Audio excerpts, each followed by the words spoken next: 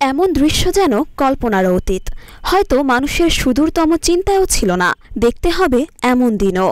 আজ 15ই আগস্ট, বঙ্গবন্ধু শেখ মুজিবুর রহমানের মৃত্যুবার্ষিকী। প্রতি বছর যে বনানী কবরস্থানে হাজির হতেন আওয়ামী লীগের শত শত নেতাকর্মী আর হাজারো মানুষজন, সে কবরস্থানে আজ আসলেন না আওয়ামী লীগের একজন কেউই। 1975 সালের 15ই আগস্ট ধানমন্ডির 32 নম্বরে নিজ বাড়িতে সপরিবারে খুন হন শেখ মুজিবুর রহমান। আওয়ামী লীগ গত 15 বছরের শাসনামলে প্রতিবারই এই দিনটিকে রাষ্ট্রীয় শোক দিবস হিসেবে পালন করে এসেছে। একই সঙ্গে দলীয়, রাজনৈতিক ও সাংস্কৃতিক সংগঠন বিভিন্ন কর্মসূচি পালন করেছে। কিন্তু এবছর দেখা গেল ভিন্ন এক চিত্র। অন্যান্য কর্মসূচির পাশাপাশি আজ বনানী কবরস্থানে শ্রদ্ধা জানানোর কথা ছিল দলীয় কর্মীদের, কিন্তু দুপুর পর্যন্ত সেখানে যাননি আওয়ামী লীগের কেউই। গত 15 বছর ধরে 15 আগস্টের সকাল থেকে মানুষের পা ফেলার জায়গা থাকত না বনানী কবরস্থানে।